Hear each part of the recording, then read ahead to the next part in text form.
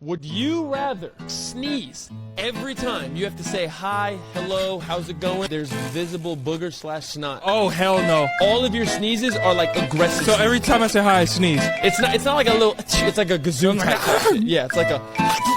No, public sneezing is my biggest fear. Or anytime somebody asks you a question, you fart. You just poop your pants right then and there. Farts are now 8.5 out of 10 stink. Oh.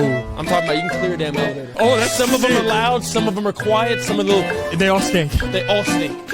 When I sneeze, that shit is violent. Yeah.